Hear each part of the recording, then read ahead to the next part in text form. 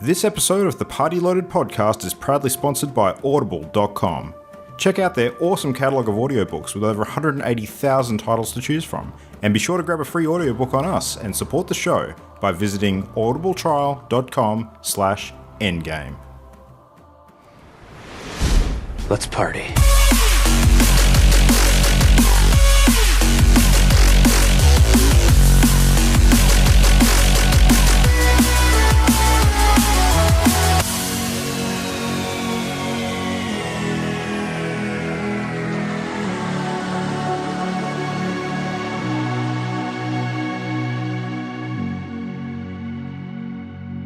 Hello and welcome to a very special, scary episode of Party Loaded. My name's Luke Retallick. It is a dark, dreary evening of Wednesday, the 12th of October.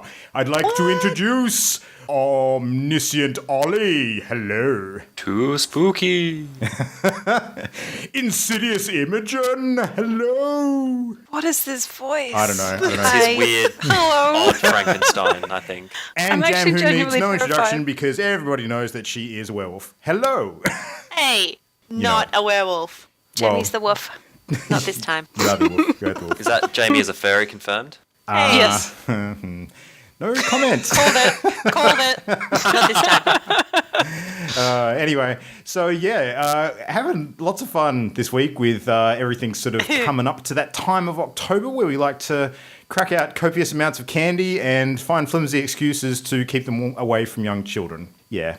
It's actually going to be the first year in a while that I have been back home for Halloween because the last few, if I'm not mistaken, we have been over at PAX Australia because it's fallen at that time. So, and I'm reminded now by some extremely humorous events last year where you ladies were dressed as giant pumpkins. We We were were pumpkins.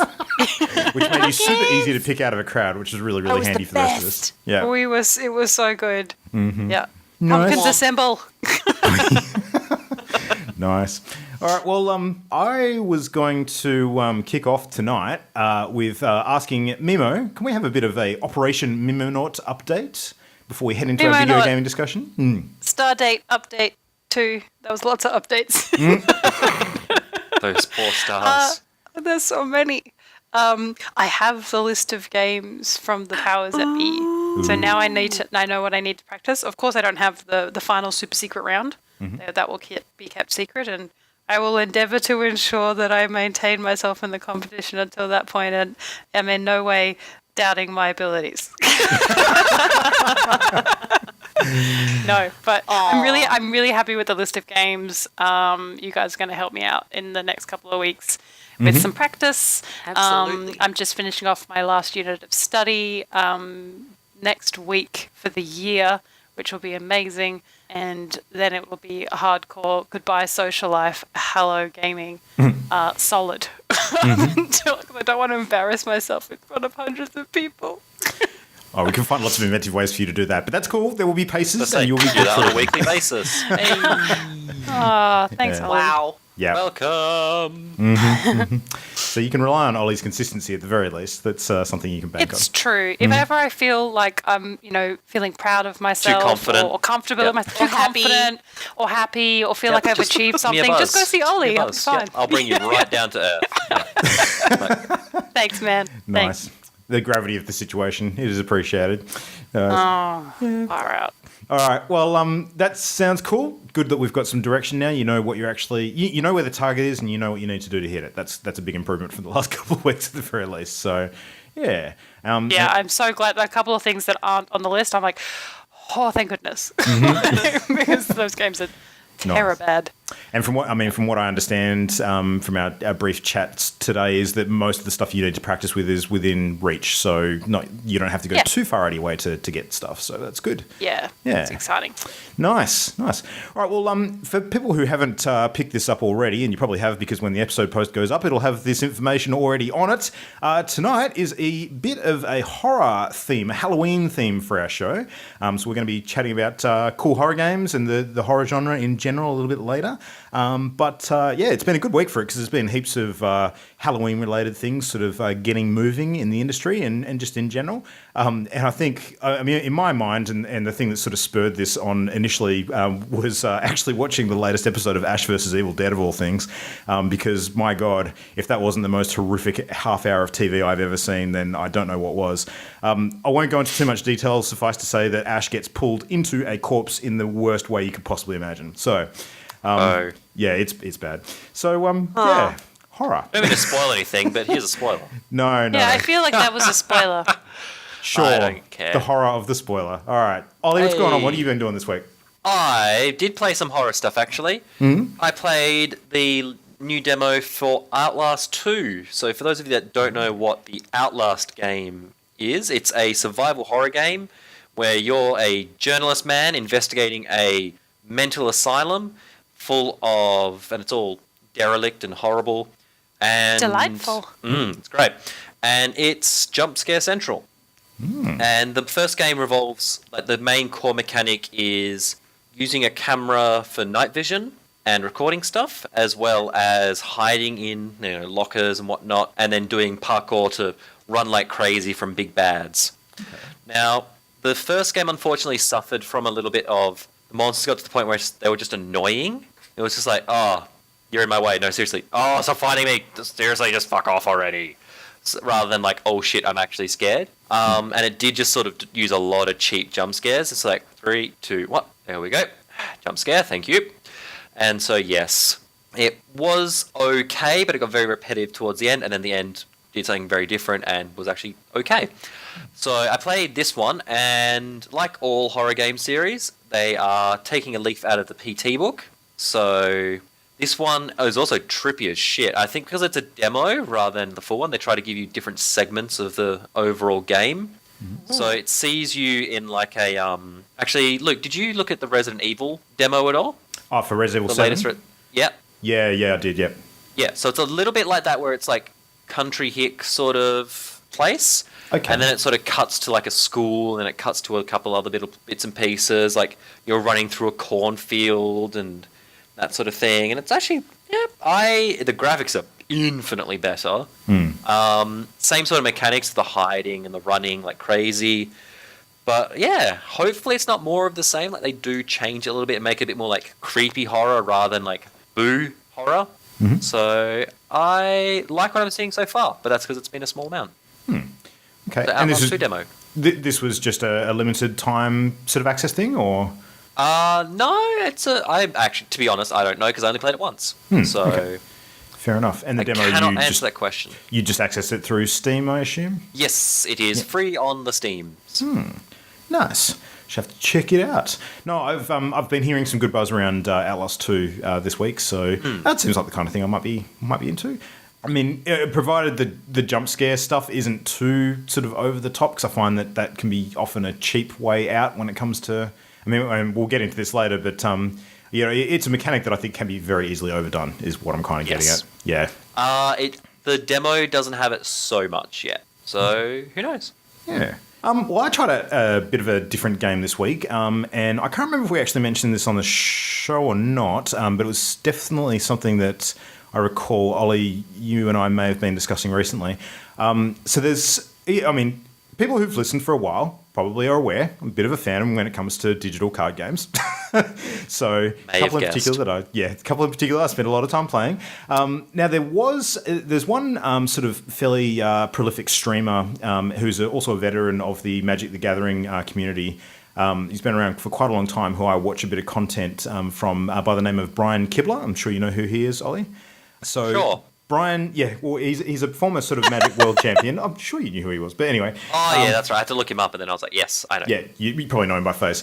So he does heaps and heaps of Hearthstone streaming, and he's actually got a bit of a history with card games, working in the industry. He actually was involved in the Blizzard Warcraft collectible card game when that was a thing as well.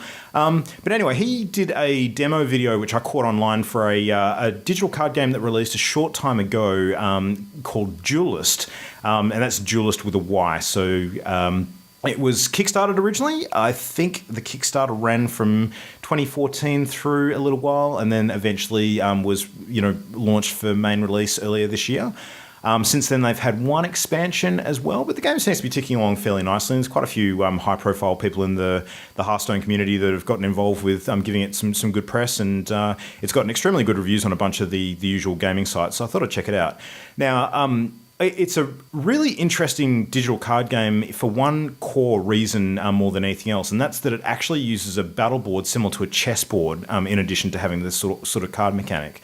So units and creatures that you actually summon and have in the game actually have to move around on the grid in order to position and attack and sort of buff each other and that kind of thing, which is super different to what I'm used to. I mean, Hearthstone, of course, has a little bit of positioning involved when you play it, because you sort of have a board out where you have your line of creatures and your opponent's line of creatures, and the sequence of how you have cards next to each other can make a difference sometimes. But when you're talking about, a much more three-dimensional, I guess it's...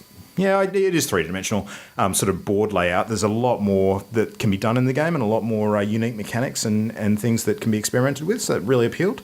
Now, I'm not going to lie, the game as it plays, very, very similar to Hearthstone. Like, I wasn't expecting it to be, but when I got in and actually started playing it, it was pretty blatant, if I'm being honest. So, that you have... the big difference is that you, as the main sort of general, if you like, you are actually a playing piece on the board as opposed to just a static backdrop that, acts as a life counter. So you actually are like a character on the board. You have a fight value. You have a health value. So how much damage you can take and so forth before you go down. But it means that you can actually play quite aggressively with yourself or defensively, depending on where you want to move, and sort of get stuck into the fight, or play it real cage out the back and surround yourself with minions. So that's kind of cool. The mana system is very similar to Hearthstone. It sort of ticks up one per turn.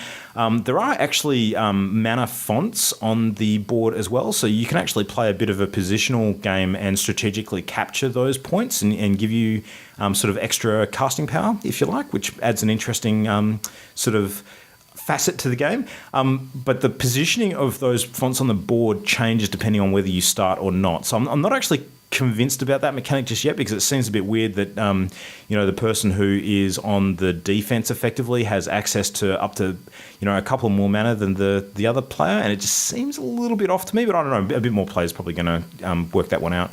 Graphics are very, very basic, so a lot of the characters on the cards and on the battle board are kind of I guess retro pixel art style is probably the best description. There's a little bit more detail than that, but it's still pretty rudimentary. It's certainly not the smooth, artistic flair that you'd see in Magic the Gathering or Hearthstone or games of its ilk like that. And I mean, the art is a big part of the appeal for those games, so I think it probably loses out a little bit on that. There is nice artwork in the backdrops. It's just not on the playing cards or the pieces themselves. So that's a little bit of a shame. But otherwise the game's worth checking out. I think anyone who's into miniature games in particular, and this is why I sort of suggested it to you the other day, Ollie, because you are into those sorts of things. True. And has a bit of a like for card games, be it digital or physical. You might actually want to give this a crack and see what you think. So I did download it. I have yet to try it. Yeah. Again, it's one of those games, I think, that the more you become invested and actually expand your collection and play with different mechanics, the better it will get. It's just a matter of whether you get over that hump to sort of get to that point, or whether you sort of get caught up in the basics and think, this is all the game's got to offer. So it is free to play, though, and the progression is very similar to Hearthstone once again, in that you can earn in-game currency and sort of get... they're essentially card packs, but they take the shape of orbs in this game, where you basically, you spend 100 gold, you get an orb, the orb cracks, and you get 5 new cards out of it, sort of thing. But it's functionally exactly the same. I'm going to be keeping an eye on it. It seems interesting, and it's a nice little side distraction from, the usual card games that I play. So, yeah, there you go. That's my impressions of Duelyst. Ladies, does that sound anything at all like something you are interested in, or not? No. I know digital card games are not necessarily your things, so it's probably not to be... I play Hearthstone, but I don't need Hearthstone 0.2, thank you. Yeah. Well, and would I be correct in assuming that a big part of the appeal for Hearthstone for you is the Warcraft link with the artwork and stuff? Yeah. So you won't find that so much with this one, which is a bit of a shame, but it is what it is, yeah. They have got a lot of focus on the competitive side of the game, though, and I think that a lot of the sales that they're doing through the expansion content, they're actually putting towards a competitive scene, which is a good way to invest in your player base. And, Wizards of the Coast have done it for many, many years with their Magic the Gathering Pro scene as well, so it's probably a good model to emulate. So, yeah. And the other thing which I've been playing mostly today is the new Gears of War 4. So I picked it up and finally Super cracked curious about this one. Yeah, okay. Well, I can't give you heaps of feedback on it just yet please because... don't. Yeah. Well, my early impressions are very early because I haven't sort of gotten too far through the single-player campaign yet. And the big thing which I've been really keen to try out, which I haven't quite cracked into yet, is the Horde mode, which everyone's been raving about. And I guess my opinion on this one's going to be a little tricky because I don't have the basis of comparison with the other Gears games. I've never played any of the other Gears of Wars. Jam, you've played one or two, haven't you, before? A while ago. Yeah. I don't remember I've a lot. played them. So, Ollie, you've played them. And I mean, this is a 10-year-old franchise we're talking about here too. So, the basis of comparison is potentially quite broad. Did you play Gears 3, Ollie, or is it a bit... I did, but mostly just the multiplayer. I didn't actually get much chance to go the single player for that one. Okay, all right. Well, I'm going to mention a couple of things that I thought were quite good, and you can tell me whether these were in the last game or not. Okay. So the general movement and shooting mechanics I quite like. The game does, like we said last week, feel very, very chunky in terms of the character models. I mean, you're basically playing big, burly soldier dudes. You're not, even the burliest. Yeah, they're huge. Holy shit. Even Master Chief in Halo doesn't feel quite as tank-like as these infantry do. With him, you've got a little bit more agility with your movement, whereas with these, you literally feel like you're almost like a road hog just launching yourself through. I've seen thinner trees in these guys' necks. Yeah, absolutely. Holy shit. Yeah, they're massive, and all of the weaponry and everything sort of follows that aesthetic too, which is good. It's consistent at least. A very American action hero style sort of voice acting. So it's pretty typical for what you'd expect with your Full Metal Jacket style dialogue. Maybe not quite as harsh as that, but that sort of speech anyway. Everyone is very patriotic. Very, very much so. Yeah, which is cool. So I've played through the setup missions. So there's actually they basically start off the game with a bit of an award ceremony where someone's getting presented with some sort of term of service award or something like that, and they use that as a vehicle for flashbacks where you basically play like some intro scenarios in the flashbacks. So you actually get to play encounters during the previous wars of the last few games, which is kind of cool because it serves to recap the story a little bit and also introduce you to the basic game mechanics, which I think is a good way to do it. And you're gradually sort of stepping up the amount of weapons available to you and the complexity of the movement and the challenges and that sort of thing. So I really, really like the movement mechanics in particular. So you kind of, you're running and hugging cover sort of from barrier to barrier. And it's very reminiscent of how the Division handles it in terms of you being able to run behind a barrier, sort of duck behind it, and then you've got the path to go over the top of it, to the side of it. Jumping from cover to cover is actually quite easy. And it's a bit different to a lot of other shooters where you kind of just run up to a barrier and you have to actually physically hold down like a crouch button to duck behind it. The game's a lot more intuitive than that. It actually sort of, it forces you to sort of duck and move behind barriers where they're available. But the thing that I really love is when you choose to run, just like you'd imagine in a real war situation, look at me talking with all my military experience. You basically, when you run, you stick your head down and, keep a low profile and just bolt straight ahead. So you don't actually have a huge amount of control over your movement. It's very much sort of straight line dash. But the fact that you duck down as well, I think, is actually quite realistic as opposed to a lot of other games where you sort of run and you're still just standing full upright, which is a bit weird when you think about it.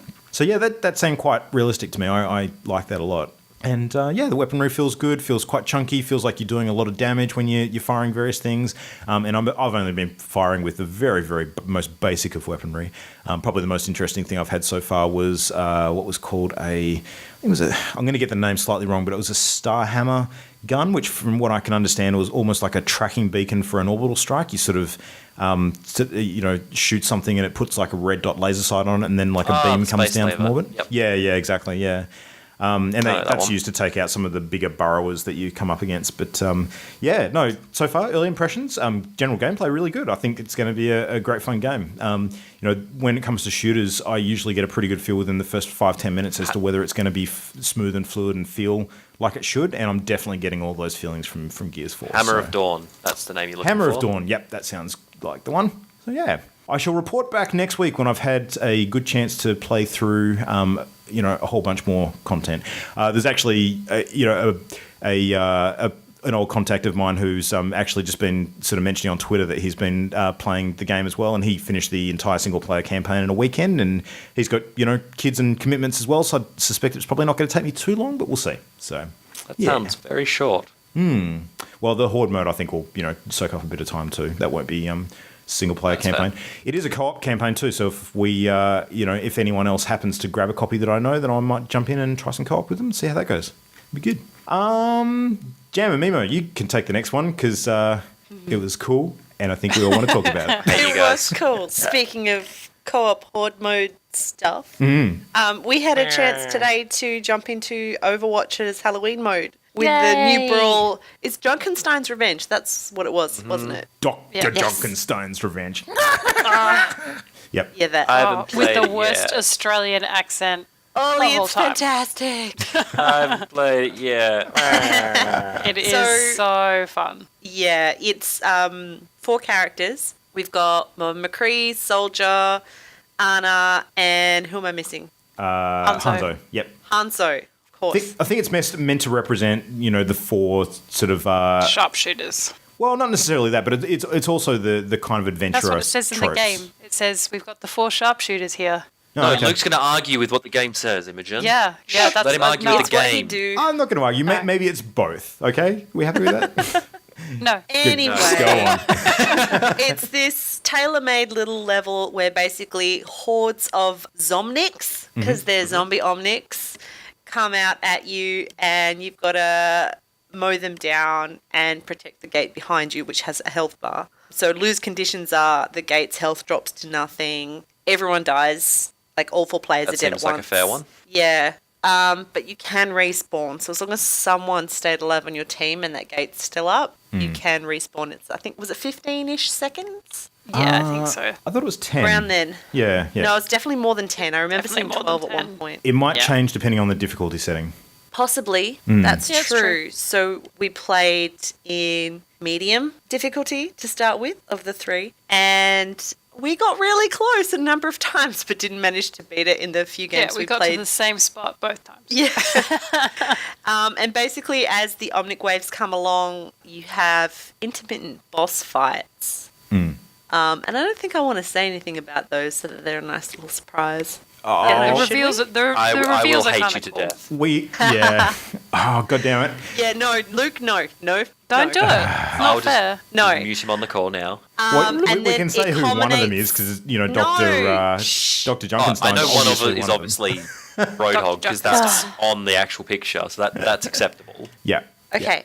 It culminates in a big final battle, a bunch of bosses and a bunch of Zomnics, and chaos. Utter chaos.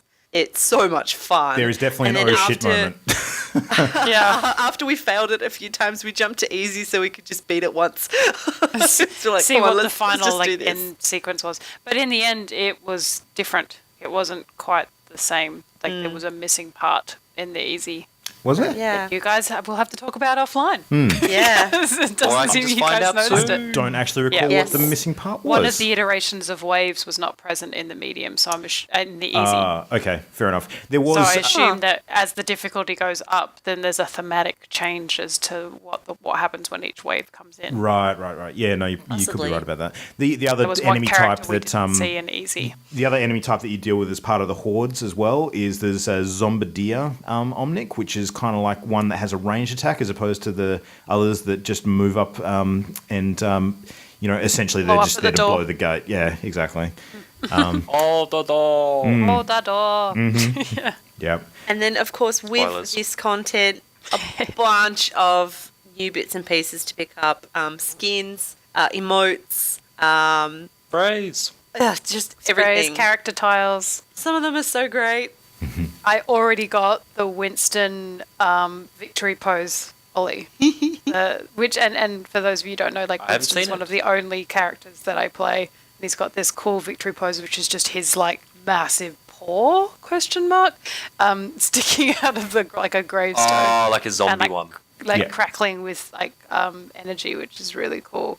So, when you get a loot box, and 99% of the time they're characters that I don't play because my roster's fairly small. Yeah. Speaking of which, small rosters, I'm already getting the sense that there's one character in the list of 4 that is going to be the last to be picked, and that is unfortunately Anna. I don't mind playing her. I'll happily play her. I actually would prefer to just stick to one player because I'm no good at the other ones. But yeah, whether or not that's useful to my team if I'm no good at healing people. We'll find out. I'm getting the hang of her.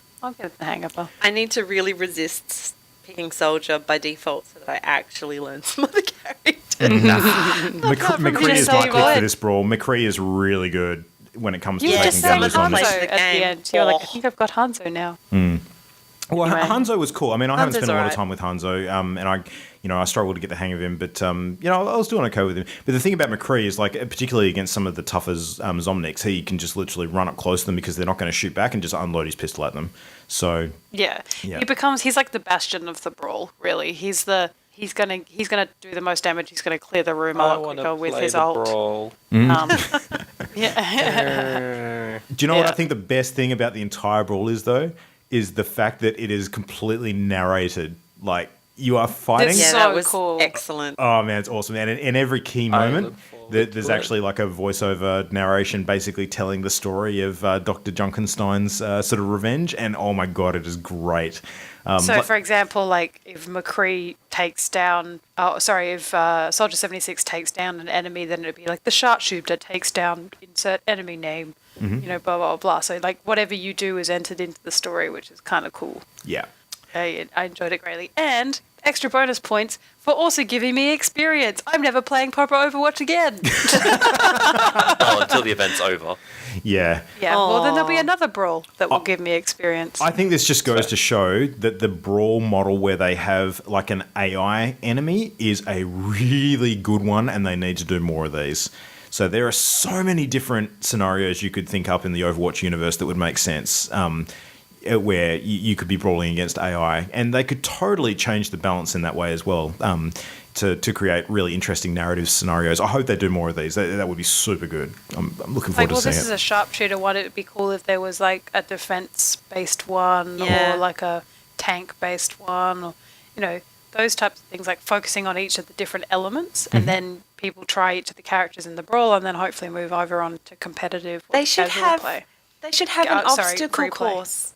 An obstacle course for the that'd be support cool. characters that you have to use Maze Wall To pop up there.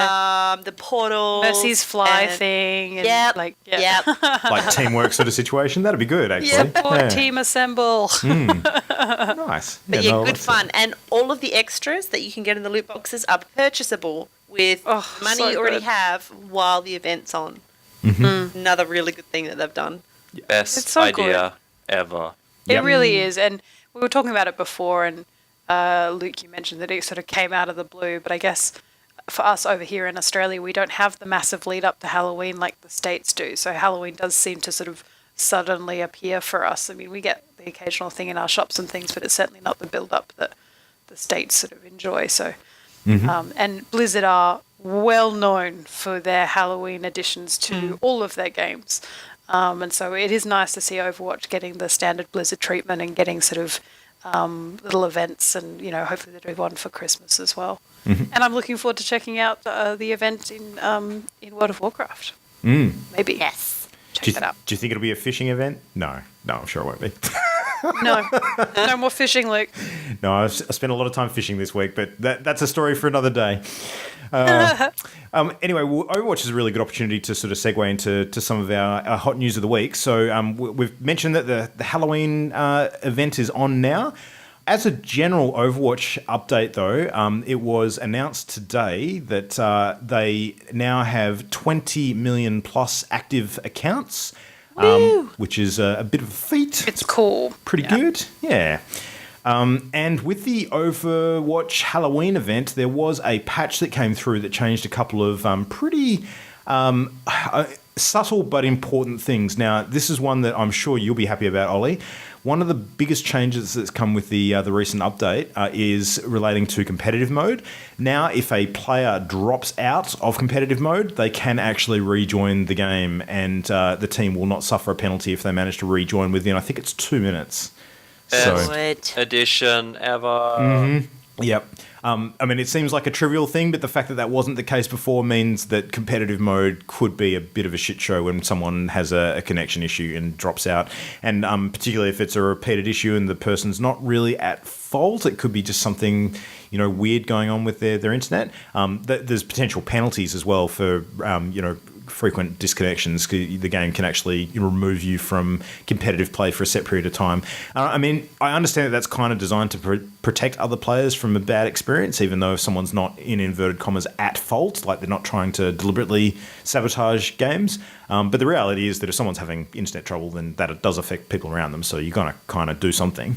But that's a good solution, I think. Really, really awesome. Agreed. No news on the next hero yet, though. Sombra is still somewhere out there. There has been some artwork leaked around the place from her. I imagine post-Halloween. Yeah, I think so. That way it's not a split focus. It's more like, okay, Halloween's done, and now have some Sombra. Yep. Well, I think that you may be right, but for a slightly different reason. I think it's going to be because they'll probably launch her at BlizzCon. So, that makes sense. That makes sense. Yeah. So, I suspect that probably won't be the only Overwatch thing they have at BlizzCon. They might announce some other stuff too. God knows what that's going to be. I mean, one would assume so exciting. Maybe another new character or a new map or something. Or I don't think it'll be a game mode from what they've said. They're still sort of tinkering around with the existing game modes, and they haven't found anything that really sort of works as another game mode yet. But we'll see. So. Between that and PAX, I'm just going to melt into a puddle of excitement. Blah.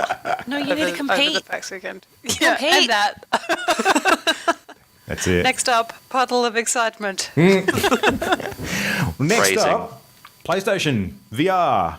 Yay! We've actually had a whole bunch of news on this this week because I think the gate has opened in terms of all of the outlets being able to publish their reviews. So any agreements that they've signed about sort of holding off to a particular date, that time has obviously elapsed because we're now getting a very good idea what the various authorities think about PlayStation VR. Now, I don't know if you guys have been following, but there is a bit of a review roundup. There's a few of them, around the place where you can sort of get a good feel overall of, what's going on with the chatter. I'm not going to pull from any one particular review, but the general feedback that I've been noticing has been fairly consistent, and it's been along the lines of the unit itself is very, very good. People have been praising the quality of it, the lightweight nature of it, the form-fitting factor, all that sort of stuff. The game lineup seems to be quite decent. The tracking has been drawing a lot of criticism, so the actual motion tracking. And not because it's bad per se, but just because it's not quite up to the quality of the competition. So when you're looking at, what the HTC Vive has been able to achieve with its room tracking setup, and of course what the Oculus has done, even prior to their Move controllers being available, just seems to be a little bit cleaner and crisper as far as the Move tracking goes. It'll ultimately come down to what games you're using with it, and there's probably going to be a bit of a change when the new PlayStation Pro comes out shortly, because the machine will be able to handle a little bit more of that load. But I don't know, we'll see. The other thing's been made pretty clear too is that as far as PlayStation VR goes, even though the VR unit seems to be good, the combination as a whole is still using some incredibly old hardware in the form of the PlayStation Move controllers and the camera.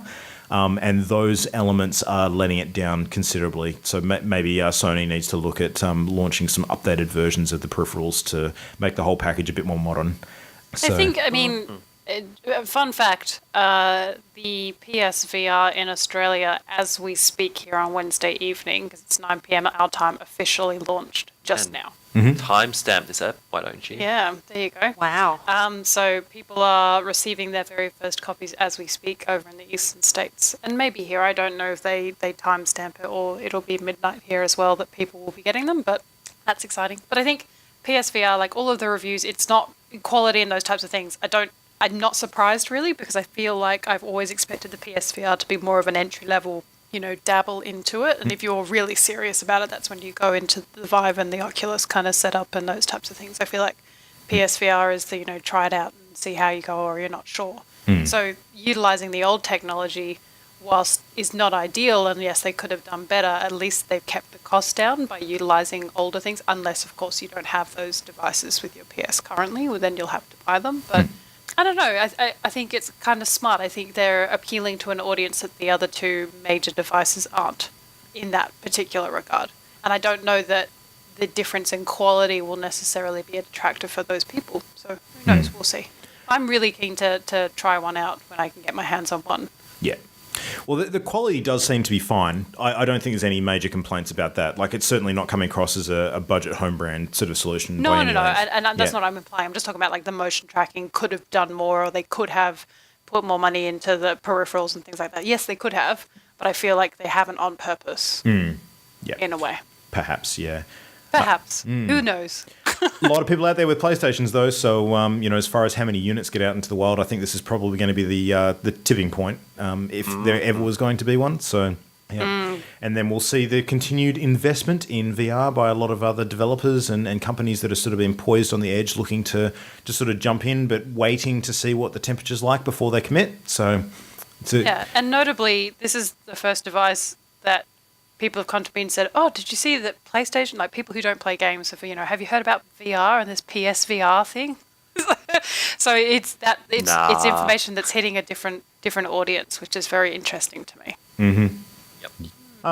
So in other VR news, Oculus had their big Oculus Connect conference in the past week. Someone notably was not present during said conference, which was Palmer Luckey, following some of the recent controversy that we spoke about last week. Quiz. Probably a good move, all things considered. Not a lot else has happened on that story, which is probably a good thing. But, by leaving Palmer Luckey out, and they didn't really address the scandal that had been going on at all. In terms of their direction, I think it made it pretty clear that they just want to move on. And focus on their product, which is probably the right direction, which is good. Well, no, I think that they addressed it directly by continuing saying the words diversity, inclusion, investment in diversity, and those types of things. That was their comment. Yeah, absolutely. In fact, they're actually they announced that they're committing $10 million to diverse programs for VR as well. So, they're going to increase some of the funding for the different, programs that they've been actively involved with already, which is good. The other interesting thing too is that as of this conference, we've actually started to see a lot more of the Facebook branding being linked to and associated with Oculus. Some of the headlines now sort of showcasing the Oculus Rift as a product now sort of saying presented by Facebook or Facebook's Oculus Rift or things like that. So interesting, starting to finally see some of that linkage between the brands. And they also, of course, unveiled their touch controllers, which are going to be launching in December. So these are the small handheld controllers that basically model the same sort of thing that's available now for the HTC Vive. Oculus had already, planned on bringing these out, but they didn't launch with the unit when it released a couple of months ago. It is coming out for a package deal of $199 US, which brings the total, if you're investing in an Oculus Rift plus computer plus touch controllers, to a pretty heady height. A lot of money. Yeah, a lot of money. It is still supposed to be the Rolls-Royce of the different options available. I'm not sure whether that's actually true, because I suspect in terms of the user reviews and commentary on the quality, the Vive probably still occupies that space to a greater degree. It's difficult to judge, because when you're going to talk about feedback and review, the cost of a unit will start to impact the severity of reviews. So the more you spend on a product, the more likely you are to be harsh in your review. And the less you spend on a product, the more likely you are to be positive. Yeah, I tend to agree with that. I can use... Oh, no, that's a fact. I know. In this particular space, though, I think that the costs are similar enough that maybe that's not the huge differential. But I mean, personally, I've played both now. I haven't used the Oculus with obviously the new touch controllers, and that's probably going to change things because that'll bring the Oculus more into the room environment VR frame. But in terms of just the headset, I do personally prefer the Vive, and by quite a margin. That's my general feel. So I don't think people are reviewing it and comparing it. I think that they're just more likely, if they're going to spend that amount of money, they are more likely to be very picky about the things that they do and don't like about it, as opposed to if they said marginally less. That doesn't mean that it's better than the Vive or worse than the Vive. I just think that the reviews are tempered by the cost. Yeah, that could be true. It's also very hard for people to get hands-on experience to compare them as well. They really do have to rely on the content of those reviews. It's not like you can walk into a lot of electronic stores and sort of, pick up a version of each of them and try them on and test them out on the show floor. I mean, I'm sure there's probably a few places that will do that, but there won't be many. So unless you actually know people who, and therefore have access to them, you're not really going to get a feel firsthand. I'll tell you what, with the rise of VR, one thing will go up in sales, definitely, and that's like face wipes. Because, oh my God, like I do not know, at least, with things like the Vive, they've got, like the pleatherized or the leather sort of surrounds, at least it's wipeable, but I think with the Oculus, it's like a foam thing, and I can't imagine putting that on my face up to somebody else. Just that absorbent material. I don't know, but yeah, I think generally with VR, it's that thing, like it's a lot of contact. Like if it's just a controller, you can pick it up, and I guess if you're worried, you either just don't touch your face, which is the general rule, or you hand sanitize or wash your hands or whatever else. But with the Oculus or with VR in general, putting something on your face that's been around someone's face, like nose and eyes and those types of things, like a lot of pink eye going to be going around. God. Yeah, play responsibly, folks, and face wipes and sterile wipes will be going up in sales. Yeah. Even recently at the Perth Games Convention, I saw them being extremely careful about that kind of thing. There was sanitizer spray everywhere, so you probably put a headset on and it'll sting you because of the chemicals that they've just left on it. Come out with like alcohol chemical burns in the shape of the VR mask. Preferable to pink eye, but that's probably what's going to happen. Oh yeah, preferable to many things that I could get from those, yes. What about preferable to actually having a VR unit explode on your face? Do you think that's preferable? Preferable, yes. So on that topic, do any of you happen to own a Samsung phone? No, thank goodness. This is the worst technical release in history. Nothing has gone this badly. Have you seen the SpaceX rocket recently? Oh, I'm talking about testing. impact to people. Yeah, that's testing. This is a phone you that they from sold those to people. Mistakes. Yeah, this is a phone and a tablet that they sold to people. Hands and near their faces. It started blowing up. They recalled it. They went, okay, we've done it right this time. They send out a new batch. That one blows up. It's not like good. Someone start playing the Benny Hill soundtrack over at Samsung.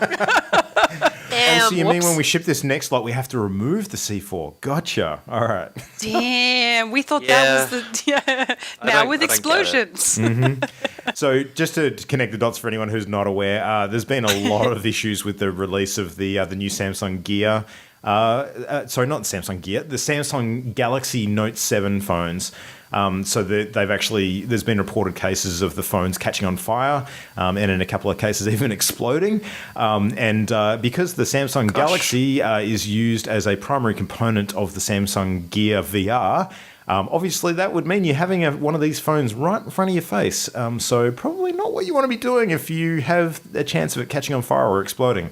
And to that end, Oculus has actually taken the step of removing all of their Gear VR support for those particular devices because while the devices are under investigation, obviously there's a pretty big duty of care and insurance issue there that they don't want to muck around with, and understandably so. Just, people, it'll take a while for a brand like Samsung to recover from this. This is big. Yep. And so I am not surprised Oculus went, you know what? We've had a lot of fun with our brand in the last couple of weeks. How about we just give it a break? Yep. We don't want to see a cost blowout. Diversity. Yeah, exactly. Not Samsung diversity. Nope. Yeah. All right. Well, let's move on to a bit of a lighter topic. Ollie, you saw the new Star Wars Old Republic expansion trailer, didn't you? I may have splooshed. quietly. Tell us all of your thoughts, the dry ones at least. They need to fucking make a movie. I agree. God damn it. Or at least a TV show. Something. They make such so good cinematics. That are strictly better than the prequels in every possible way.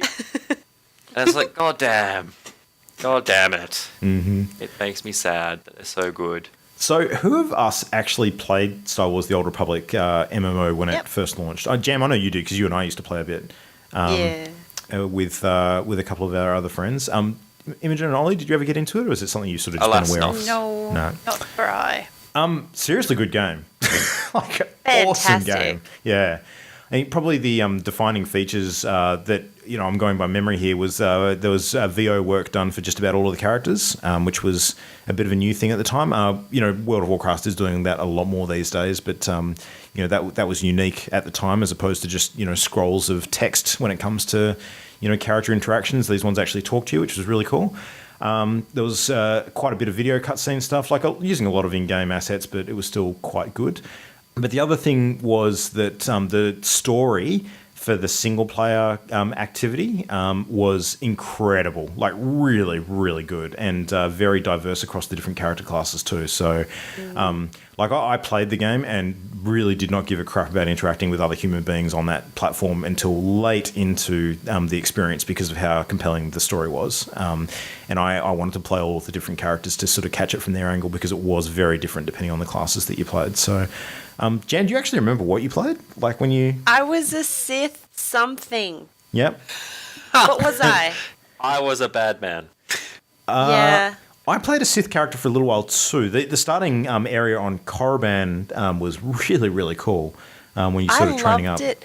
I remember the reason I stopped was because I was trying to solo it, but I ended up getting to a planet where I kept getting ganked by the Jedi, and it drove me nuts. You all had left me in the dust because I couldn't commit as much time or something. And I just kind of went, I'm sick of, dying pointlessly. Yeah. And picked up something else and got completely distracted. But I utterly adored that game. And, I mean, I love their storytelling. Their storytelling is just magical. So we should put it on our list, our Game of the Month list. Yeah, possibly. Yeah. It is free to play now. I want to revisit. Yeah. Well, we can revisit without relying on that. I mean, obviously, the next few months have got a fair bit of stuff to fight for that attention. Yeah, that's the thing. Yeah. Ugh. But, I mean, the expansion that we're talking about, which is Knights of the Eternal Throne, is out on the 2nd of December. So by then we might have a bit of a chance to jump in and have another look. What do you think? 2nd of December? Yay, Christmas holidays. Maybe. Exactly. But anyway, if you are interested in Star Wars at all, you need to hop on the net and search for the trailer for the Knights of the Eternal Throne and check it out because it is so awesome. Yeah. Fantastic. Very cool. And I completely agree with you, Ollie. Even animated or live action, I'd be very happy for them to do an Old Republic setting in the future. Just that level of animation, just make it into either like episodes, webisodes, just something. Just give us something, please. Yep. Agreed. So yeah, that's cool. And last but not least, just a very, very quick spot of news about Counter-Strike Global Offensive. Bit of controversy that's been sort of going on with the game lately. Olive, you sort of kept on top of what they've been doing with their monetized content? They like money. Yeah, obviously. I mean, it's one of the world's, if not the world's biggest sort of competitive online shooter at the moment. Now, they, a little while back, actually sort of removed some of the features from the game, like the sprays and things, from what I understand. And they have just brought them back into the game. So brought back in sprays and graffiti, but not in the way that anyone who's been playing the game for any length of time will remember, because now they're actually consumable items that players can earn from leveling up, or they can be purchased as individual sprays or purchased in loot boxes from the Steam market. So they've monetized the cosmetic sprays, and they've put a limit on how long they actually you can last. use them 50 times. Yep. So if I was a player of this game and this was a feature that was available a while ago that got removed and then got put back in for a cost, I'd be pretty pissed. What do you think? And then the other part of me goes, well, that's what Overwatch has done already, but they never had it from the get-go. No, exactly. I mean, that sort of line has been drawn in the sand. And the Overwatch sprays aren't limited. I mean, you can't lose them. No, but you essentially are paying for them. True, yeah. They're not consumable items, at least. But yeah, no, I get what you're saying. But yeah, bit angry one for Counter-Strike players, but that is not me. Well, yeah. Yeah. Used to be me. Mm-hmm. Not anymore. No. There's the guy who raged about the region-specific Yeah, exactly. thing. What? Well, at least it's available to everybody, I guess. Black, etc. Passionate that is fans fair. are passionate. So, Yep. quick update to that too. I got my Tyrande hero. I beat the system. I beat the system. I did. It was a You pain feel in like the ass, a though. main star of Mr. Robot now? You mad computers I'm still dirty at Blizzard for restricting that content to various countries, but It was timed, yeah. man. It was a I tiny like thing. how you called her Taronde, like she's Harambe. Like, she's like, can you think? No, It's actually, the Tyrande. reason why I'm calling her Tyrande is because now that there's actually a voiceover for her, her name is pronounced in the content, and that is how it's pronounced. So there you Really? go. Yeah, Fucking outnerded. I was surprised too, but no, that is How do you it. feel? Yep. Call yourself a WoW fan. I've seen that cutscene, and I did not pick that up. So What would you have gone with, Yeah. Tyrande? yeah, Yeah, I did not hear the A on the end. Oh, no, So, no idea. I mean, interesting. it could be different for different dialects in the game. Who knows? Luke but, could just be lying. Spurious facts with Party Luke. Luke does just like to say no or disagree or shoot down anything. How do that you I spell the say, name? Shut up, Imogen. I don't disagree with you. Tyrande, Tyrande. Yeah, But Tyrande. it's about the rest of the language. Like they're not Jamaican. They're not the orcs. No, what are they? What are they? Jamie, aren't you one? Aren't you what's your Worgen? race in World of Warcraft? Holy Oh, shit, Worgen. Imogen doesn't know Warcraft fact? Troll. Troll. Yep. Yeah. It's the, Wow. Yeah, it is the But trolls. what's your race in Jamaican. World of Hang Warcraft, though, your Jam? nerd head in shame and cancel your subscription, Imogen. Aw. Jesus. Knew the fact. It's difficult to remember all of these facts. She while had to Luke's use her brain earlier being today. serious. Can't expect her to use it so now. much brain. Yeah. All right. Anyway, we should totally move on. Ollie, what's our topic of the week this week? It is the horror game genre. All right. We don't have a Ooh, reverb button, so I have to do it manually. Sorry. Spooky, spooky. Cool. All right. Anyway, the topic set up for this one's pretty straightforward. So obviously it's October. It is the month of Halloween. It is a topic that is coming up left, right, and center with a whole bunch of different stuff, including what we've just talked about already this episode. So let's have a chat about some of the cool horror games that have been out there in the past and present and future that we're looking forward to. Well, I guess not so much the future, more the past and present. We don't know about. Yeah. I mean, besides the huge amount of zombie games that were talked about at E3 this year, which was a thing. I mean, there were quite a few of them. Too many zombie games. Yeah, it was kind of nuts. But yeah, anyway, so let's start with probably the obvious question: what actually makes a good horror game? What makes a good video game of the horror genre? And there's a lot of different flavors, but I mean, are there any sort of aspects that we are gravitated towards when we're thinking of a good horror game? So, Jan, do you want to kick this one off? What do you think about that? Okay. All right. So, suspense. If there isn't some horrible, horrific, edge of the seat suspense involved, if it's just blood and gore, it kind of gets a bit for me. But if I'm truly, genuinely not sure what I'm going to find around that corner, I'm going to be a tad anxious. So that makes a good horror game for me. And a very good villain too, especially if it's a villain who thinks they're doing good. Like, you know, I think it's really scary when the villain can almost convince you to their way of thinking. Like Dr. Junkenstein. No, maybe not. Sure. Imogen, what about you? What makes a good horror game? Games that I don't play. I'm not going to be bad with this topic. I have played very little horror games. For me, it's the same. What makes it a horror game? Like the difference between a game that's a little bit scary and a horror game is the suspense, the jump scares. And I agree with Jam. Like if the villain is just batshit crazy, then that starts to really freak me out. And then when you're second guessing yourself, like, where am I? Is this the right thing to do? Am I the bad guy? Like, what's happening? I mean, to give you an example, that one of the scariest games that I've played this year is that The Hunted in GTA. And it scared the crap out of me. I hated the heartbeat in the background of that. So I did not like that. So, yeah, that gives you an idea. So I'm going to be useless for the rest of this topic. I will listen eagerly. Nice. All right, well, I'm going to take a stab at the fact that I think that Ollie and I might have a fairly similar position on this. So, Ollie, what are your thoughts? For what my favourite type of horror genre is? Yeah, like what actually makes a good one, yeah. Subtlety. Okay, I was wrong. Go. Very good. For me, the less you see and the more that's in your head, the better. I agree. Agreed. So, yes, there is the times when you're meant to go, oh, look, here's the big fucking scary thing.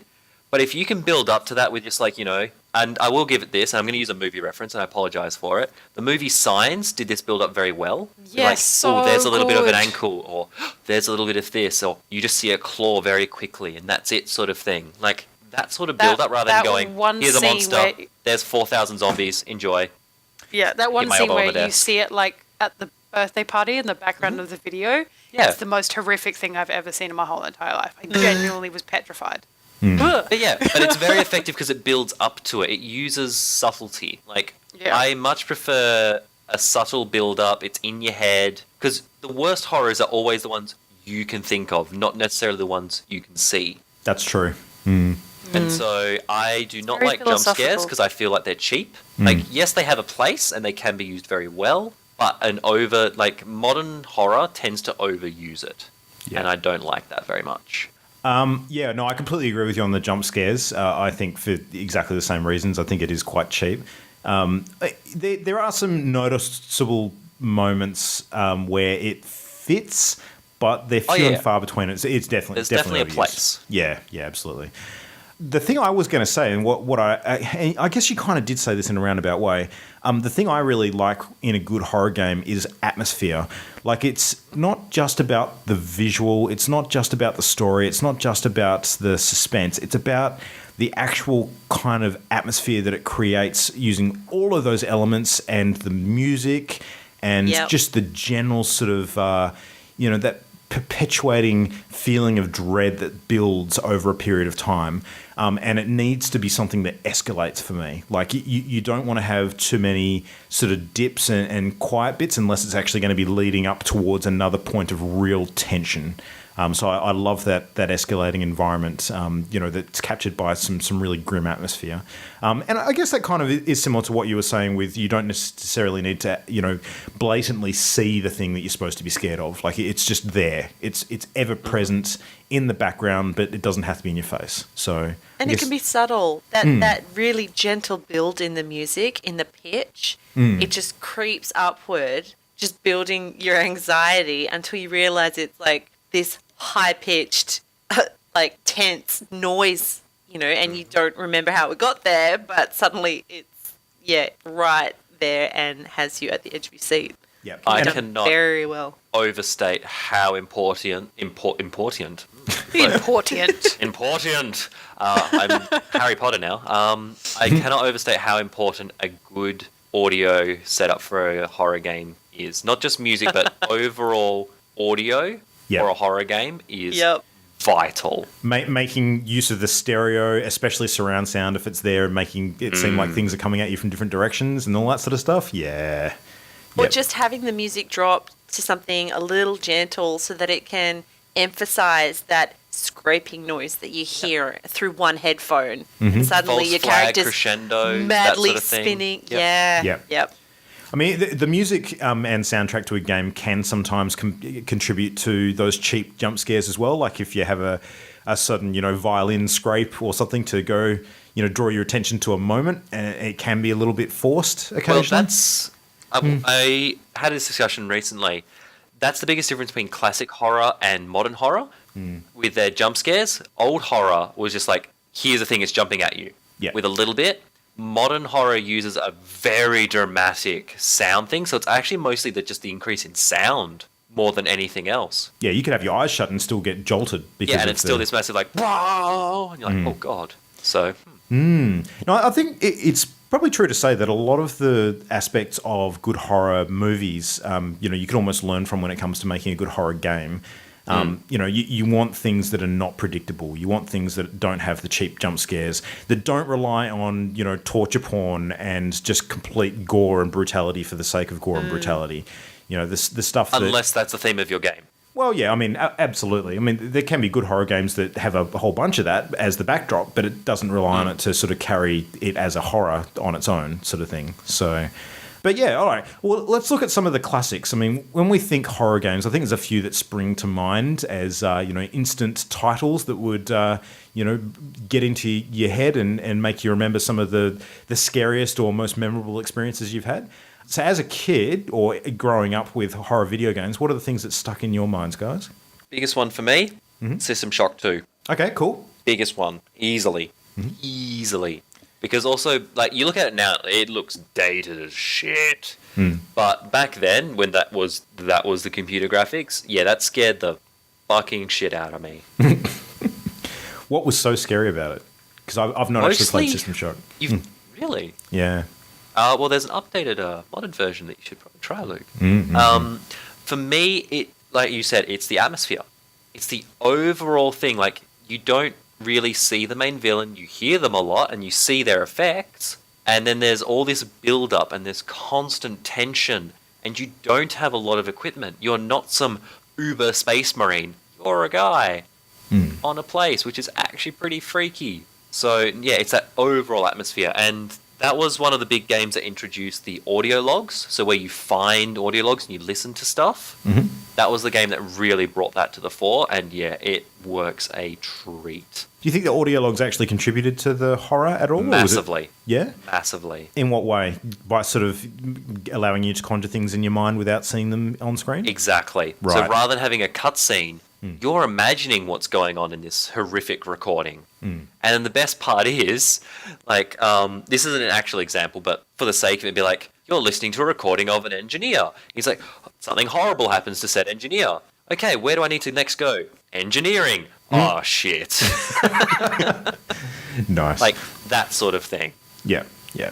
When I think of horror games from my younger years, there are two that spring to mind more than anything else, and that's the Resident Evil series, and then later than that, the Silent Hill series. For different reasons, though. Like, I think Resident Evil is almost like your vanilla kind of, baseline horror game, like particularly the first one, which, a good part of the first Resident Evil game sort of was all about the haunted house kind of setup. So you're a police officer sort of heading to investigate this haunted mansion. Something's gone on. You discover very quickly that there's zombies overrunning the place and there's a lot of weird stuff going on. And it's a puzzle game. It's kind of like an action sort of suspense game. Bit of story driving it. Not a huge amount compared to a lot of the other titles we're going to mention tonight. But it covered all bases reasonably well. And there's a couple of key moments in Resident Evil 1 that I'll always remember. Like there's this moment where the game actually had this kind of annoying mechanic. Whenever you opened a door, it actually showed a big sort of transition scene as it was loading the next room of that door opening and sort of moving towards you and swinging open. And they actually made really good use of that at one point where there was one door that you open up and then immediately behind it there's like a zombie right in your face and you crap your pants. It's like something you just don't expect. So it's that jump scare mechanic, but because they actually incorporated it into that sort of loading transition so well, it was actually really well done. And one other one, which is, again, very jump scary, there's a very big passageway on the outside of this mansion, like an L-shaped passageway that sort of goes around one of the corners of the building. Huge vaulted glass panelled windows across the entire wall. At one point, you're sort of walking down that and you can hear the howls of wolves outside. When you're coming back through that passage, at one point, a whole bunch of zombified dogs actually burst in through the windows as you're walking down there. When you think there's nothing in the room, all of a sudden these things are just crashing in through the glass and it just really rips you into a sense of, panic. And every single time later in the game that you're walking past that passage, it's on your mind and you're just like, oh God, are they coming back? And so it creates that feeling of dread by kind of scaring you once. And, it's like, scare me once, shame on me, scare me twice, scare me on, that sort of thing. You're really ready for it. But, it makes you tense even though it doesn't happen again. So, yeah. See, that game annoyed me more than scared me compared to the one that you're going to mention. Yeah, well, I mean, the Resident Evil series is a bit all over the place. Some of them are really, really good with the horror elements. Some of them are quite formulaic. Of the series, I really enjoyed Resident Evil 2, but the other one that I think really uses the horror elements quite well was actually Resident Evil Nemesis, which is the third title, because they introduced the idea of this giant, hulking sort of super zombie, which is Nemesis. And the whole thing with him is that he's introduced very early on in the game, and he kind of, scares the hell out of you by shattering a wall and coming after you like a big lumbering behemoth. And you spend the rest of the game shit scared that he's going to come back, and you don't know when he is. So he's slow, he's lumbering, and he's completely, predictable, but he's just this ever-present threat that creates a great environment through the game. So I really enjoyed that mechanic. That was quite good. But I think Silent Hill is the one that, I will go to every time when it comes to one of the greatest horror games that I've ever played, particularly Silent Hill 2. I think that the Silent Hill series in general has dated quite well. And if I was to pick best horror game ever from my experience, I would still go back to Silent Hill 2, personally, because that game was just incredible on so many levels. It was the one that introduced, of course, the villain Pyramid Head. So Imogen, even as a non-horror fan, I'm sure you would have heard of Pyramid Head. Are you familiar with the character? Yes, yep. yes, I am. So this is where he's from. And the very first time you're introduced to him as a character, I can't remember if you're in a sewer or sort of moving through like a dilapidated warehouse or something, and you basically enter this room and you see this figure hunched over what looks like a corpse, basically just dismembering it and, either cutting it up or eating it or something like that. And then all of a sudden it stands upright and it turns to face you, and it's this creature with this giant obelisk pyramid-shaped thing for a head. And it is just the most menacing, frightening thing you've ever seen. And the next part is just you running the fuck away from it. You don't even try and take it on. Like, there's just no way you can beat it at that point of the game. You just have to Silent Hill, yeah, body horror very well. Yeah, absolutely. It does the whole atmosphere thing very well too. There's a lot of places. I mean, the mechanic with Silent Hill also is that you're often moving from real world to sort of alternate world. For anyone who's seen recently, of course, the Stranger Things TV series, it's almost like the concept of the Upside Down. So like a dark they really reflection. like the Silent Hill games. Yeah, absolutely. Yeah, so you're walking through the real world and then a dark reflection of the real world, and the horror elements are present in both sides. So you often get fooled into a sense of security when you're in the real world, but that actually turns out to be, sometimes just as dangerous as the dark side. So yeah, really, really good. Any other classics we want to mention before we sort of head on to maybe some of the subcategories? Anyone? No, I'm happy with those. I'm sure like some of the audience will be like, oh my God, how could you not mention X? Mm-hmm. Yeah. But yeah. Those are the ones that I personally played. It's a long-running genre. There's a lot of stuff, yeah. Well, let's talk horror survival games then. Jam, have you got any particular horror survival games that spring to mind when you're thinking about good ones? I 100% do. Dead Space. Ooh. Dead Space is the one that springs to mind immediately. I love Body those horror? games. Oh, so good. Poor Isaac. Definitely fits under one, the action horror. Yeah, it does. Probably. Oh, well, I don't know. See, the first one, you're on the Ishimura, and it's this constant, desperate battle to just stay alive and get something fixed or Have find you played all of them? something. I don't remember 3 very well. Shall we say they go from survival to action as the games progress? Definitely. Shall we say that? I think Okay. that's a little more accurate. But number one was just fantastic. Being stuck on that spaceship, not knowing what's going on. Very effective use of lighting and sound. And oh my gosh, and number 2, if we could make Imogen play any particular horror game, I think I would vote for Dead Space 2 with that certain scene with the needle. Have you played it? Yes. Yeah. I think she would actually just turn away from the screen at that point. I think she would. This will never happen. She's like, never "I'm talk out." to me again. These are third-person It's a shooters, aren't solid they? The note Dead from Space the Mimo games. camp. Sorry. Yeah, they're over the shoulder. Yeah. Okay, yeah. Yeah, but very good. you're not a fighter. Is he an engineer? Yes, he's an engineer. And you're cobbling together resources because something's happened on the ship and you don't know what, and you're trying to figure it out. But there's dead people. Hooray for dead people that aren't quite dead. So good. Oh, so good. Yep, love that series. All right, we've got one on the list here. I was just going to say, I get the go. impression that Dead Space sort of layer of fear is similar to what you'd expect from the original Alien movie. Is that kind of what they went for? That was game one, very much so. It gets a little more Aliens 2. and a little more supernaturally. It changes over the games. I'm not as fond of the later ones as I am of number one. Okay. That's fair. They definitely shifted tone. Yeah. This game we've got on the list, it's horror survival, but it annoyed the shit out of me more than made me scared, and that's Soma.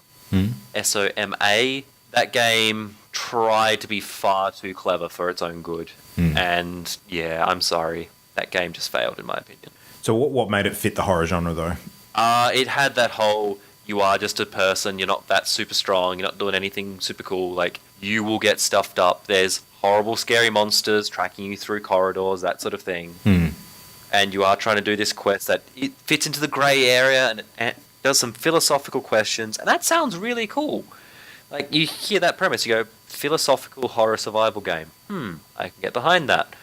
And then it just sort of overplays its cards a little bit and tries to be a bit too heavy-handed. It's like, it suffers from you see the monsters too much to the point where they become annoying and not scary. Yeah. There are a couple of very good scenes in it. It's all done underwater, I should say. Like, it's all underwater bases. And there is a particularly decent scene where you're trudging between bases through the deep sea trenches, essentially. Like, you are traversing across the ocean floor with like the little beacons lighting and whatnot, and there's things in the water around you. That's probably the best part of the whole game for me. Okay.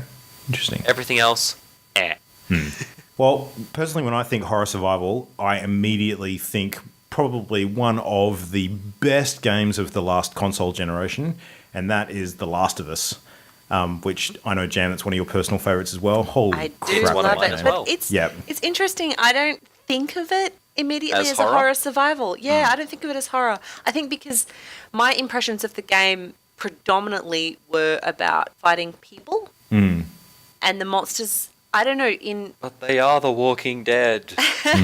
or they just seem to be a sort of a side note environmental obstacle, and it was the people that I focused more on. So I think that's To be why fair, the people were pretty horrific. they were, but I just don't tend to think of it as horror, but oh my god, it's good.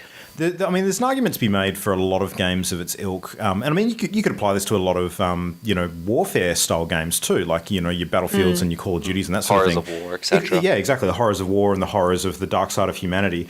But I think Ollie kind of, you're right in that there are other elements to this game that make it a horror. And I think in terms of the gameplay mechanics, when you're dealing with the creatures that you're up against, which, for all intents and purposes, they are zombies. They are infected with like an different flavour. Yeah, an alien fungus, but they're still, the behaviour is like zombies. But they've definitely lost their humanity. And there are certain breeds of the zombie, if you like, or, the creatures. And the one I'm going to point to in particular is the clickers. So the clickers are like these giant, Great sound oversized. design. Oh, awesome! Giant, oversized zombie creatures that basically their entire upper part of their torso has been mostly taken over by these fungoid growths, and they've stopped sounding like anything human anymore. They make this sort of clicking noise when they advance on something. It's like a kind of thing. And you use that mechanic to actually warn you to their presence. So as soon as you hear that, you instantly freeze and crapulax. It's kind of like oh dear, especially if you hear multiples of them. And it gets very high-pitched and very fast when they become agitated, and that's usually when they've seen you. And when they hit you in the game, it's basically an insta-kill. So it creates that real scare factor. But I mean, with The Last of Us, the game, you're able to sort of switch between the stealth mechanics to the combat mechanics quite seamlessly without being punished for having done so. Unlike some other games where And I mean, this isn't a horror game, but this illustrates the point. Metal Gear as a good example. So in Metal Gear, when you switch from stealth to combat, you generally, you're in a bad spot. You're probably going to die. But with The Last of Us, you can kind of switch back and forth depending on the situation you're in without dying outright. And particularly the clickers are a good example of this, because if you manage to lose one, you can enter hiding again and it won't find you unless you do something wrong. So. Really good way to build that atmosphere, that sort of scare factor, and it puts it entirely into your hands as to how you manage that. So that's really cool. Yeah. What other survival games? I manage it with Molotovs. That's how I managed it. Burn them. That was my go-to. Stand back, stand as far away as possible, and just throw fire. Any others? No. We should mention some modern ones. So Slender. Mm-hmm. If you guys have ever played that, actually, we should get Imogen playing that. Holy shit, that'd be funny. I think Slender we're probably going to look at just about everything that. on this list and want Imogen to play it, but I think it's probably not going to happen. No. Nope. But it'd be funny. Yeah, no. Oh. So Slender for me, based off the obviously infamous Slender Man phenomenon, and then Amnesia, The Dark Descent, and then its follow-up, something Machine. Infernal Machine? Something like that. They were quite good, and the original Outlast is a survival horror as well. Again, it gets a bit repetitive though, but yeah, those games all easily fit under the survival horror capstone. Yeah. All right. Well, what about putting a bit more action into our horror? So, a bit more blood, bit more gore, bit more fast-paced sort of stuff. Just keeping that horror theme in mind, but relying a little bit more on the adrenaline side of things. Now, Imogen, this might be more your kind of beat, because I know that one of them in particular you were quite interested in earlier in the year, which was Doom, of course. Yeah. Yeah. And I don't think anyone could really put an argument forward for Doom not being a horror game. It definitely is. It's just, very, very different sort of tone, and it doesn't rely on suspense so much as it does, in your face kind of, scare by overwhelming odds more than anything else. Also, at one point, you rip somebody's spine out of their body. Yeah, so, absolutely. That's pretty gross. Yep. Well, I mean, there are still counts. demons sort of popping up into reality left, right, and centre, and that can be a bit scary sometimes. For me, Doom was the most terrifying game I've played. Honestly, it was hectic, and there was people everywhere, and it was loud, and there was like rock music going on. Yeah. Did you end up finishing it? No, I had no idea what I was doing, and I died all the time, and I got really fed up. Yeah. It's so good though. I know, and I think if I wasn't playing on my PC, it would have been fine. But because I did the PC part, it was just a bit much, and it was too full on. Yeah. But yeah, that's why I generally don't play horror games, because if it gets too hectic, I get too stressed. I don't like it, and I end up in the letter C, sitting at my desk. Well, Ollie, you've played a bunch of sort of action horror games this year, particularly it's probably my genre of choice. Yeah. What do you like, and what have you done recently that's stuck out? Right. Well, Dark Souls. The Dark Souls series and Bloodborne as well, on top of that, is very much action horror. More body horror, I would say, and gothic horror inspired than your classical psycho killer horror or anything like that. So they're quite good.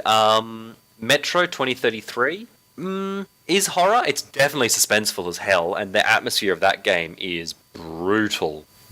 So that one's very much tries to inject a realistic scenario that you can definitely project yourself into quite easily. What was the other one? Dying Light. So that was the parkour meets zombie apocalypse game. And that was a lot of fun. That was the really super fast moving zombie one, wasn't it? Yeah. That one was quite cool. The 28 Days Later sort of style. Yeah, the zombies that if you ever actually encounter in real life, just shoot yourself in the head and get it over with, basically. Aw. So yeah, Dying Light, that was a lot of fun, that game. And this was actually my very first introduction to action horror, and that was the original Fear. And this combined John Woo slow-mo action with Japanese horror. Okay. And because I was a little bitch when I was a younger lad, when I first played the demo, I could not actually finish the demo past a certain point until I mustered up the courage, and it took me 6 goes to get past this one point in the demo. Oh. Yeah, I was a little bitch back then. I don't care anymore. But yeah, and it was probably one of the best back then jump scares I've ever encountered. And I'll spoil it because Fear is a very, very old game, and so fuck it, whatever. Essentially what you do is you're a super soldier. Well, you're not a super soldier, but you're a pretty tough guy. You have, you have big guns and all that sort of thing, and you're armored and you're blowing dudes up. And at one point, the animation, you go down a ladder, and the animation turns your viewpoint around. And when you turn around to go down to the ladder, there's the evil Japanese girl right in front of your face. Oh, okay. Standing there, and you're like, oh shit. Wow. And the animation continues, and it's gone. It's like, oh god damn it. But with that game, it suffered from the point where when you see it, and it did it very much like, the little thing runs past, or like, here's a quick flash of something, or here's a flash over there, or we hear a thing behind you sort of deal. And so it mixed it up, and I did it reasonably well, but it suffered from, and I think I was 12 when I played this, so it did a decent job, but it got to the point that even my 12-year-old brain got annoyed at it, because when you see the evil Japanese girl, who's the main evil person, you fire off your ammo and you're like, brrr, and it's not, oh shit, I haven't done anything to her, it's, oh shit, I just wasted a whole clip of ammo. Well that sucks. A lot of time to kill some fucking brain clone soldiers. So, yeah, that game, again, I feel it did a lot of things right, but it did some big things wrong, because it lost the impact for that, and it relied on jump scares towards the end too much, and it just failed. Yeah, sort of cashed in its chips too early. Essentially, yeah. Yeah. Essentially, yes. So that was unfortunate, but it had such a good idea with that, like, because Japanese horror hadn't really been used in video games before that, in at least Western video games. So, and that was actually my first introduction to that, and then I watched The Ring and wanted to crawl into the washing machine. So, that's a thing. The washing machine, The Ring at the age 13. Yeah, 13, not a good age to watch The Ring, just FYI. Yeah. Well, I mean, I was a bit older when that was out at the movies, and that was around the time that The Grudge came out as well, I think, and that was another really good one. Yeah. Oh, man, it's good stuff. Quite a nice co-op action horror game, Left 4 Dead. Was this one that Jam recently played with you? I haven't played recently. No. Not recently, no. What was the one where you were getting hung on the meat hook? Oh, that's Dead by Daylight. Oh, Yeah. okay, yeah. Dead by Daylight is that one, and yeah, that's also quite fun.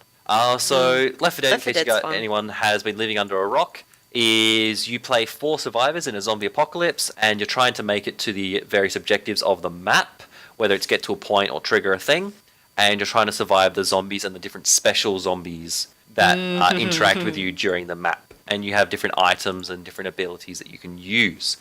And it's quite a fun game. I thoroughly enjoyed it. It's definitely more of the action than the horror. Horror mostly comprises of, oh shit, that's over there. Run, or help. Is generally how the horror goes for that game. But yeah, I reckon it did what it meant to do, and it did it quite well. And yeah, I thoroughly enjoyed that one.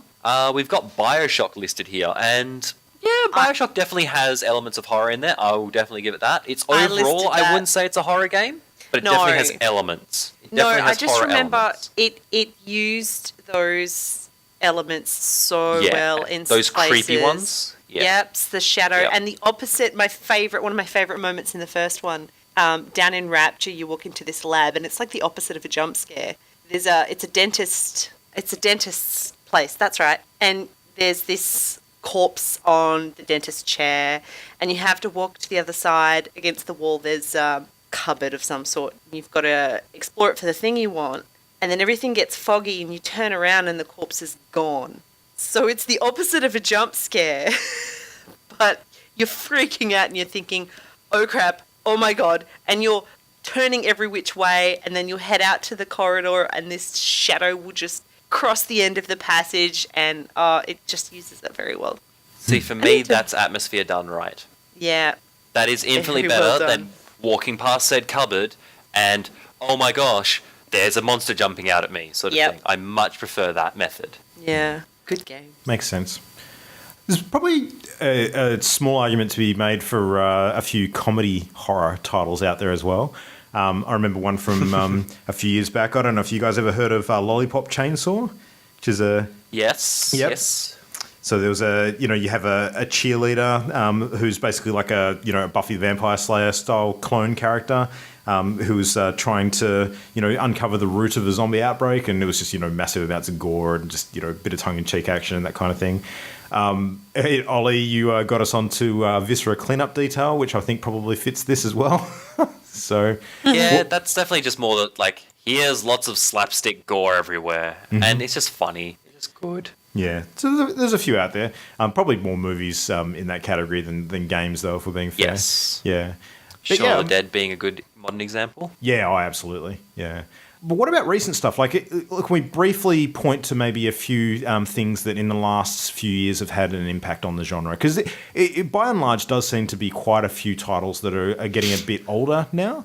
There hasn't probably been a lot of notable horror in recent years, but maybe a few. You say that? Yeah? Yeah, I could list two that I'm very happy with. All right, go on then.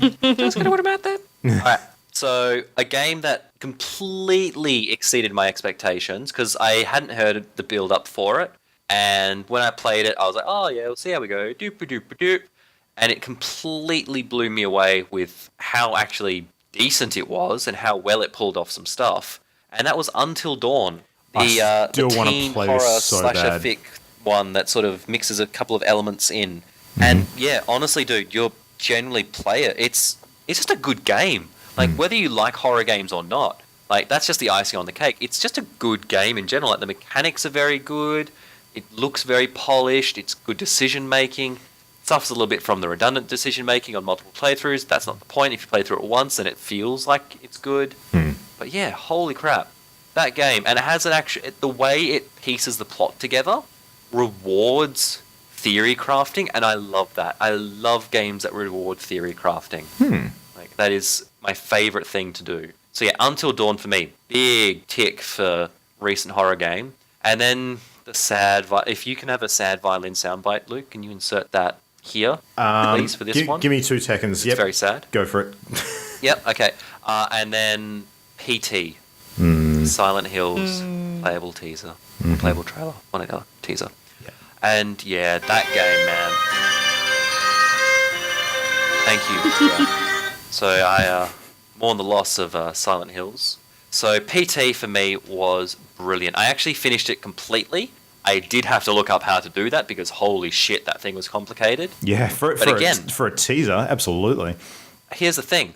Amazing sound design, subtle horror, very simple mechanic that I won't spoil for anyone that hasn't done it because you should experience fresh. Which is unlikely to happen occasional jump now. scares. Yeah, but look, some people who haven't played it, they might go into it and go, oh yeah, this is cool. And for me, the thing that really dragged me into it is, one, there's very limited environmental interaction, and what that let them do, and that normally sounds like a detraction. You go, oh, you can't really do much with the environment. That's a bit shit. Hold on. What that let them do is create such a photorealistic game that it just drags you in, and you're just like, what is going on here? Because you look at the game, and it is gorgeous. It is absolutely gorgeous. And so I was a big fan of that one. Big fan. And then there's a couple of other ones that I'll mention as well, but I'll wait to see if you have any. Okay. Well, Jam, you and I played Inside recently. Yes. I think probably that's a good one to match up to this category. So what were your thoughts in terms of horror genre?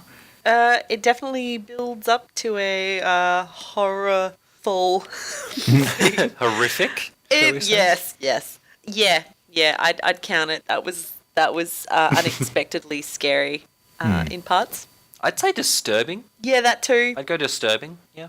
Yeah, for me it was all about the atmosphere that game created because a lot of the stuff was off camera, like unseen, and you kind of get a sense that really, really bad shit is going down, but you don't quite know what. So, there's potentially mind control, there's attack dogs, there's, all sorts of stuff. Those fucking dogs. Yeah. God damn those dogs. The consequences for getting things wrong. Absolutely. And it's pretty gruesome ways to die in that game, really. But yeah, I mean, when it all sort of heads towards that shocking conclusion, you're just like, oh my God, I did not see this coming. Yeah. What is going on? I did not pick that. And I've seen it, like, I've read things and watched things that fit into that genre, and I was like, wait, what? This is that sort of Oh, I see. Yep. And then you think back, you're like, oh no, that makes a bit of sense. Yeah. Ish.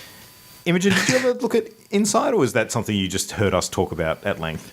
No, I just heard you guys talk about it. I think that's still one that I'd recommend to you because I think you probably stomach that one quite all right. You would like it because it's a good platformer, and you are very good at finishing platformers. Ari. Yeah. Well, it's not even a platformer, really. Back out of the conversation.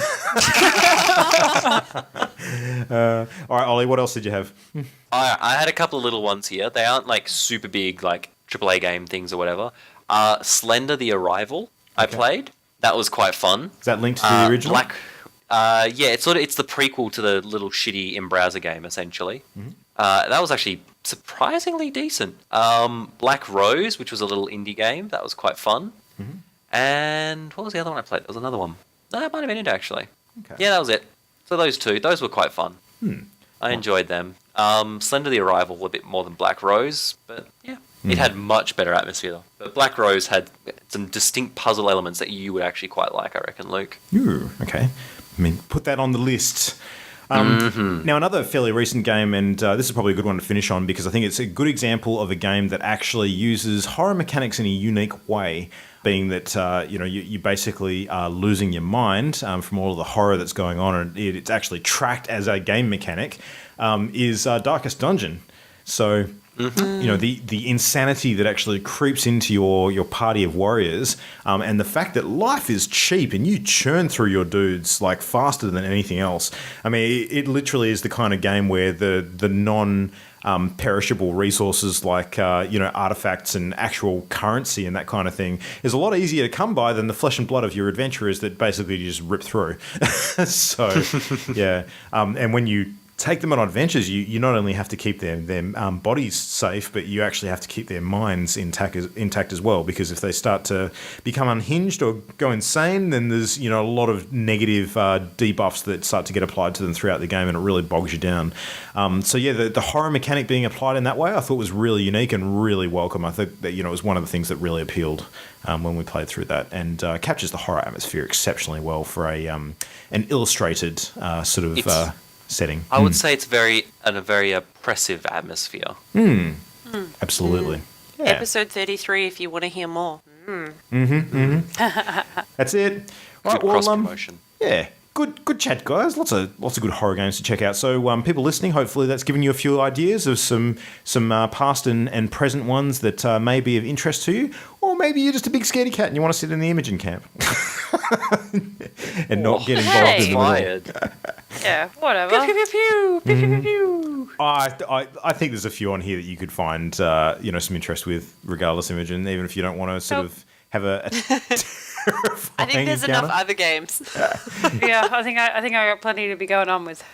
I would recommend PT. I've played PT. You did play PT? Actually, no. I've played PT. Okay. Yeah. Oh, really? Okay. Yeah. Okay. Can I actually give you what I would say is a genuine recommendation? Until Dawn. Because you can play it like you're watching a teen slasher pick movie. That's the word I'm looking for. And so you can get a lot of enjoyment about like, oh, I hate this person. Nah, they're going to die. Screw them. Nah, little Jim Bob over there is going to live, but that Trish, nah, she's a skank. Hate her.